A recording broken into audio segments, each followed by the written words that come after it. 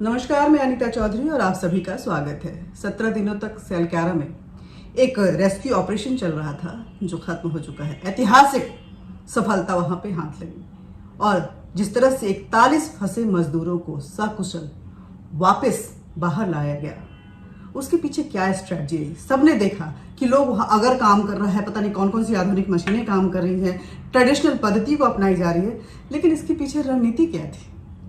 कुछ तो बात होगी जो इस तरह की रणनीति तैयार की गई कि 17 दिन तक मजदूर अंदर फंसे रहे, वो भी उम्मीदों से भरे रहे, और जो रेस्क्यू कर रहे थे उनके अंदर भी जोश भरा रहा और पूरा देश उम्मीद भरी निगाहों से देख रहा था कि आज तो मजदूर वापस आ ही जाएंगे। इन सभी मुद्दों पे बात करने के लिए हमारे साथ जनरल अता हसनैन साहब हैं। जनरल अता हसनैन भारतीय फौज में तो अपनी इनकी कृतियां अगर आप जाएंगे गूगल पे और टाइप करेंगे तो बहुत सारी मिलेंगी, लेकिन इस आपदा में जो उन्होंने प्रबंधन किया उस पर वो बात करेंगे।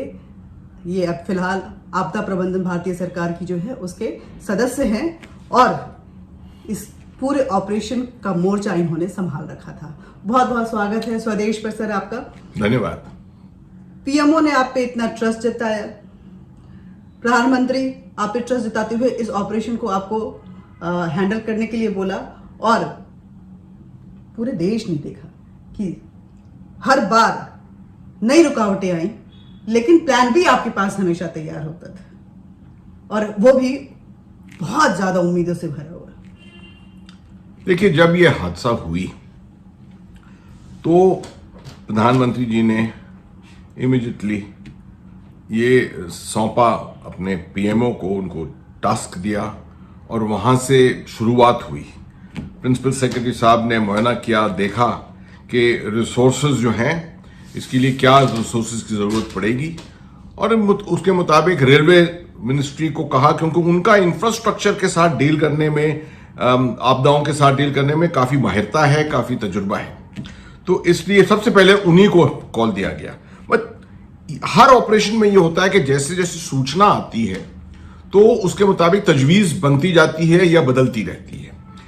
इस ऑपरेशन में भी वही हुआ। जैसे सूचना आती रही, ये महसूस करने लगे कि ये एक किसी एजेंसी की काबिलियत के अंदर नहीं है, तो बॉर्डर रोड्स ऑर्गेनाइजेशन BRO को लिया गया साथ में। पब्लिक सेक्टर अंडरटेकिंग्स जो हैं, सतलज जल विद्युत निगम लिमिटेड, ONGC के पास बहुत बड़ी काबिलियत है ड्रिलिंग की, इन सब को एक जाल फैलाया पीएमओ ने, और अलग अलग जो मिनिस्ट्रीज, मेन मिनिस्ट्रीज थी, ministry of home affairs, ministry of road transport और हाईवेज, इनका खास तौर पे यही पूरे दारोमदार को संभाल रहे थे और इन्होंने जाल फैलाकर और रिसोर्सेज को जमा करना शुरू किया। ये साबित हो गया कि अगर हम एक तरीका अपनाएंगे तो अगर उसमें हम चूक गए किसी तरह से तो ये ऑपरेशन और ज्यादा डिले हो जाएगा। तो एक अंग्रेजी की टर्मिनोलॉजी है साइमल्टेनियटी। एक साथ जो भी आपको करना है एक साथ शुरू करें, ताकि अगर एक रद्द हो गया तो दूसरा ऑप्शन आपके लिए तैयार है। तो ये कॉन्सेप्ट जो था, ये प्रधानमंत्री की तरफ से और पीएमओ की तरफ से ये पूरा कॉन्सेप्ट बनाया गया, और इसके लिए फिर इसके अंदर आप तजवीजें तो बना सकते हैं मगर रिसोर्सेज की जरूरत पड़ती है। अब रिसोर्सेज पे कोई कमी नहीं थी, रिसोर्स की कोई हदबंदी नहीं थी। उन्होंने पूरे कहा कि पूरे देश में देखो, देश में आपने समझ सकते हैं कि उड़ीसा से लेकर इंदौर से लेकर गुजरात, अलग अलग जगहों से ड्रिलिंग मशीनरी बहुत बड़ी बड़ी जो कभी शायद हिली नहीं थी अपनी जगह से, उन सबको किसी का हिस्सा जो था वो ट्रेन के ऊपर, किसी का हिस्सा जो था वो ट्रक के ऊपर, और इसको इस तरफ से लाया गया। यहाँ रास्ते भर अलग अलग राज्य थे। उड़ीसा से आप समझिए छत्तीसगढ़, मध्य प्रदेश, फिर उत्तर प्रदेश, उत्तराखंड, उस तरफ से गुजरात, राजस्थान, हरियाणा, फिर उत्तर प्रदेश और उत्तराखंड, इन सब के अंदर से जितना सामान लाया जा रहा था ग्रीन कॉरिडोर दे दिया गया उनको। और हर जो डिप्टी कमिश्नर थे, SSP थे पुलिस के, रात 3-3, 4-4 बजे सब लोग सड़क के ऊपर खड़े होकर उन्होंने इन गाड़ियों को पास दिया, सिग्नल दिया, जिसकी वजह से ये आ सके इतनी जल्दी। रेलवे मिनिस्ट्री बहुत बड़ा हाथ रेलवे मिनिस्ट्री ने इसके अंदर प्ले किया। वो उन्होंने कुछ हद तक यहां तक कि शताब्दी और वंदे भारत जैसी ट्रेनों को थोड़ा डिले किया ताकि हमारा इक्विपमेंट जो था वो पहले निकल सके यहां से। तो ये सब जब इक्विपमेंट आ रहा था, तैयारियां साथ वहां चल रही थी, उनके इंजीनियर वहां पहुंच गए थे पहले। साइमल्टेनिटी के जरिए से वहां के जो इनके लिए प्लिंथ बनना था ड्रिलिंग के लिए, जहां इनको बेडिंग इन करनी थी, वो सब तैयार कर दिया गया।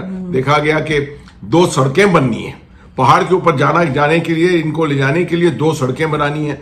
तो इससे पहले कि वहां पर ये मटेरियल आ जाता, बीआरओ ने एक तो 1150-1200 मीटर की और एक दूसरी तैयारी भी शुरू कर दी थी, जब तक कि ओएनजीसी की ड्रिल नहीं पहुंची थी वहां। तो ये इस प्रिंसिपल की वजह से ये तजवीज बनती गई, बढ़ती गई, रिडंडेंसी इसके अंदर आती गई। बीच में एक चीज महसूस करी बहुत जल्दी मेरे ख्याल में प्रधानमंत्री जी ने, वो था कि इनको अगर ये डिले हो गया और हमको कामयाबी जल्दी नहीं मिली, तो ये वर्कर्स जो हैं अंदर जो 41 फंसे हुए हैं, इनको सस्टेन करना है। शुरुआत में ये था कि एक 4 इंच की पाइपलाइन थी जिसके जरिए कुछ बेसिक राशन दिया जा रहा था इनको अंदर, मुंह से बोला जा रहा था, एक मेगाफोन की तरह से इनसे कम्युनिकेशन किया जा रहा था। उन्होंने कहा कि ये 6 इंच की पाइपलाइन जरूरी लगाना है ताकि कंप्रेसर के जरिए हम सामान इनको भेज सकें। अच्छा। जैसे ही वो 6 इंच की पाइपलाइन बनी, उनका आदेश आया प्रधानमंत्री जी का, माननीय प्रधानमंत्री जी का आदेश आया कि पका हुआ खाना, गर्म खाना अंदर मिलना चाहिए। ये याद रखें कि मनोबल जो है उस आदमी का जो 10 दिन फंसा है, 15 दिन फंसा है, उसका मनोबल जो है, अगर जब वो गर्म खाना खाता है, पका हुआ खाना खाता है, तो कुछ अलग ही दिशा की तरफ जाता है। कच्चा खाना, गुड़ खाना, चने खाना भी आदमी सस्टेन कर सकता है अपने आप को, मगर जैसे ही उसके पेट में कुछ कुक्ड खाना जो है, पका हुआ खाना जाएगा, कुछ अलग ही महसूस करता है वो। तो ये आदेश था और अथॉरिटीज ने लॉजिस्टिक्स, स्टेट डिपार्टमेंट, अपने स्टेट गवर्नमेंट उत्तराखंड की, आप समझिए कि जो कुछ चाहिए था वो हर चीज को वहां पर पैदा कर रहे थे, हर चीज को ला रहे थे। यहां तक कि ये जरूरी था कि मनोबल बनाने के लिए जो उनके रिश्तेदार वहां पहुंच गए थे, उनका बंदोबस्त ठीक होना था। तो वहां के लोकल डिप्टी कमिश्नर, उन्होंने होटल के अंदर बंदोबस्त किया, 1-2-3 गाड़ियों, बड़ी बसों का इस तरह का बंदोबस्त किया, उनको साइट पर लाने का बंदोबस्त किया ताकि वो आकर वहां से और खुद बात कर सकें। जब लाइन लग गई अंदर, तो हर रिश्तेदार जो था वो अपने अंदर रिश्तेदारों के साथ बात कर सकता था, उससे बहुत फर्क पड़ा। तो आप समझ सकते हैं कि किस तरह की प्लानिंग इसके अंदर, तजवीज के अंदर गई। मगर एक चीज इसमें लगातार माननीय प्रधानमंत्री जी की तरफ से एक आदेश था कि देश को सही खबर पहुंचनी चाहिए, पूरे देश को सही खबर मिलनी चाहिए, जो लोग काम कर रहे हैं वहां पर उनको खबर सही मिलनी चाहिए, और कोई गलत फहमियां, कोई गलत अंदेशा नहीं पैदा करना चाहिए कि 2 दिन में, 3 दिन में अभी राहत पहुंचने वाली है। तो ये काम हमने मीडिया के जरिए किया, मीडिया के साथ एक रास्ता बनाया, एक लिंक बनाया, और एक म्यूचुअल ट्रस्ट के ऊपर, कोई ट्रस्ट डेफिसिट नहीं, म्यूचुअल ट्रस्ट के ऊपर मीडिया ने साथ साथ काम किया इसका। और ना सिर्फ कोई एक डोमेन की मीडिया नहीं, print media, electronic media, audio, आप समझ सकते हैं AIR, और उसके बाद सोशल मीडिया, हर तरफ से एकजुट होकर ये रिसोर्सेज जो है ये साथ आई और इन्होंने काम किया। मतलब कहना चाहते हैं कि जो मशीनरी तो काम कर ही रही थी, मशीन अपना काम कर रही थी, लेकिन था कि साइकोलॉजिकली वो ट्रस्ट जीतना न सिर्फ उन मजदूरों का, बल्कि उनके परिजनों का और पूरे देश का, कि काम जो हो रहा है वो सही दिशा में जा रहा है। ये आएंगे तो जरूर, बिल्कुल, भले वक्त लग सकता है। बिल्कुल। तो उसके लिए क्या हर दिन मीटिंग्स होती थी, किस तरह से आप साइकोलॉजिकली उस पे वर्कआउट करते थे? इसके लिए आजकल का मॉडर्न साधन, जो आधुनिक साधन है, सबसे अच्छा तो एक व्हाट्सएप ग्रुप होता है। बहुत जल्दी मुझे ये याद है कि DG NDRF और मेरी बातचीत हुई और हमने जल्द से जल्द एक व्हाट्सएप ग्रुप बनाया, फिर सबको शामिल किया उसके अंदर। उसके बाद इसके ऊपर सब खबर डालने लगे, जिसके पास भी कोई भी सूचना थी वो सूचना डालने लगे, मगर देखा गया कि कोई अफवाहें नहीं डाल रहा है, कोई गलत इस तरह की चीजें नहीं डाल रहा है, जो उसके पास ऑथेंटिक खबर आ रही थी वो ही खबर डाल रहा था। और उसके मुताबिक हम बहुत दफे मीडिया ब्रीफ उसके मुताबिक बनाते थे, हम बहुत दफे बातचीत करके साइट के ऊपर उनसे फैक्ट लेते थे और उससे बनाते थे, फैक्ट्स एंड फिगर्स लेते थे पूरे। पीआईबी का बहुत बड़ा रोल था इसमें। पीआईबी जो था मॉनिटर कर रहे थे, अलग अलग मीडिया को मॉनिटर कर रहे थे, साथ में एक्टिविटी को मॉनिटर कर रहे थे और इसकी प्रेस नोट बना बना कर खबरें जो थी वो हमको दे रहे थे। तो मैंने इसकी टर्मिनोलॉजी इस्तेमाल की थी ऑल ऑफ गवर्नमेंट अप्रोच, कि गवर्नमेंट का हर हिस्सा जब किसी अभियान के अंदर शिरकत करने लगता है तो मैं समझता हूं कि जितने आपकी अड़चने हैं वो हट जाती हैं और उसी से आपको कामयाबी मिलती है। 17वें दिन कब पता चला कि अब ये आज जरूर निकल जाएंगे? देखिए, उस दिन एक उम्मीद पैदा हो गई थी जब हमने 47 मीटर कर लिया था ऑगर के जरिए। और ये भी मैं कहना चाहता हूं कि ये ऑगर का इस्तेमाल जो था, इसका आदेश, इसका ऑप्शन जो था सबसे बढ़िया था। टूट गया ऑगर उसकी आगे की जो पुर्जे थे वो टूट गए वेयर एंड टेयर से। जो भी हुआ वो जरूरी नहीं है उसके बारे में सोचना। उसको निकालने में जरा बेशक मुश्किलात पेश आई, उसको निकाला बहुत जल्दी, रातों रात बड़ा बड़ा मटेरियल, बड़े बड़े कटर लेकर इसको निकाला। मगर 47 मीटर पे पहुंच गए थे तो हमको मालूम है था कि 12-13 मीटर के अंदर हम पार हो जाएंगे। उस वक्त इस सुरंग खोदने वालों को बुलाया गया। अब ज्यादातर लोगों को मालूम है इनके बारे में कि ये सुरंग जो खोदते हैं, शुरू में भी लोग कह रहे थे कि इसको मैनुअली, सुरंग खोदने वालों को बुलाकर मैनुअली करो इसको, मगर उसमें वक्त लग जाता ज्यादा। तो हम चाह रहे थे कि जल्द से जल्द आगे बढ़े, तो इसलिए हमने ऑगर की मशीन का इस्तेमाल किया गया। वो बिल्कुल सही डिसीजन था।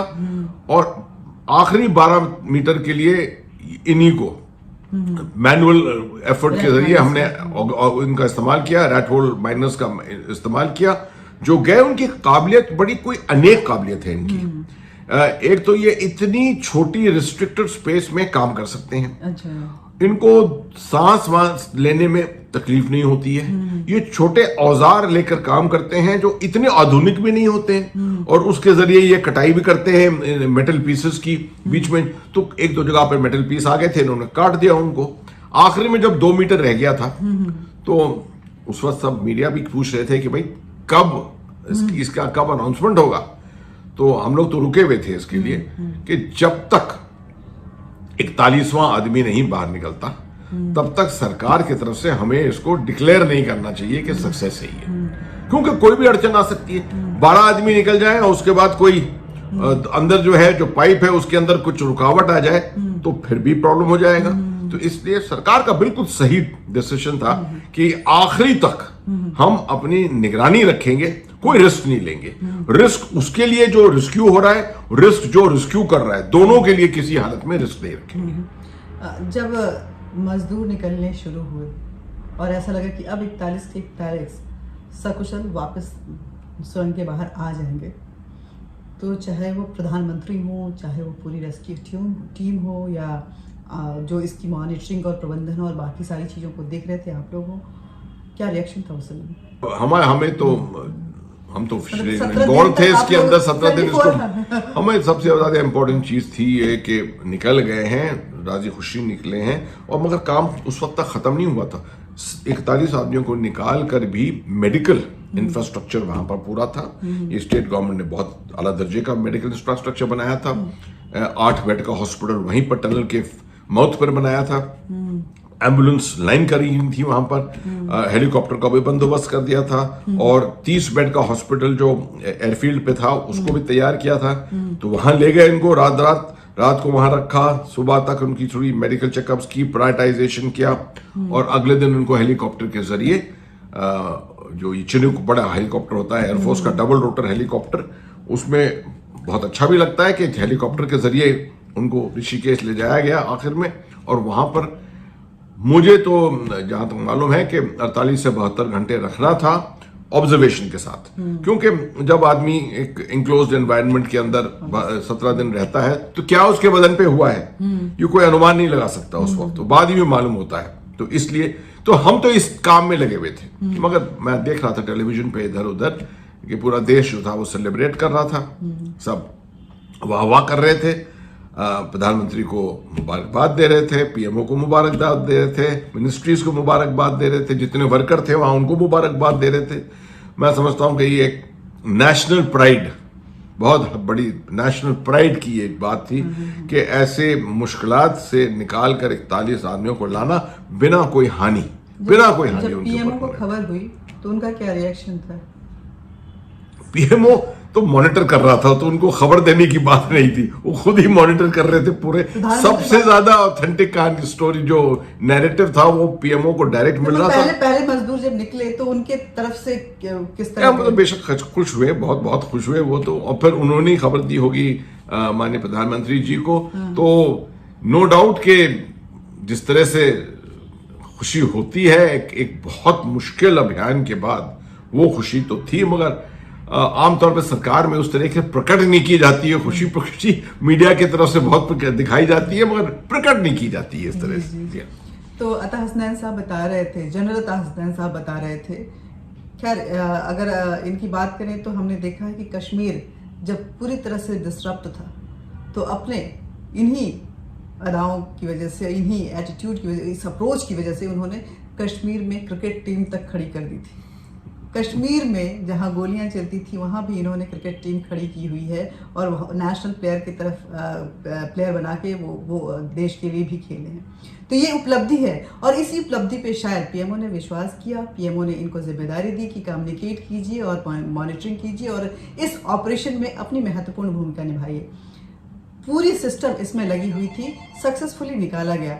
आप बताइए कि बीआरओ से लेकर के, आर्मी से लेकर के एयरफोर्स की चिनुक वहां खड़ी थी, कुछ भी होता है तो हम उसके लिए तैयार हैं। तो ये देश पूरा, सिर्फ वहां पे जो कुछ लोग इस ऑपरेशन को, रेस्क्यू ऑपरेशन में लगे थे वही नहीं, बल्कि पूरा सिस्टम अलर्ट मोड पे था कि किसी को कुछ नहीं होना चाहिए था। और उसी का नतीजा था कि ऐतिहासिक 17 दिन की कड़ी मशक्कत के बाद ये ऐतिहासिक सफलता जो है वो हाथ लगी, जिसको इतिहास में कहा जाता है। अभी मैं पढ़ रही थी कहीं पे सर कि सक्सेसफुल रेस्क्यू ऑपरेशंस, उसमें अब इसका नाम भी चढ़ चुका है, सेलक्यारा का भी चढ़ चुका है। तो ये सफलता है। बहुत बहुत धन्यवाद आपका सर। बहुत बहुत धन्यवाद, शुक्रिया, बहुत बहुत थैंक यू सर।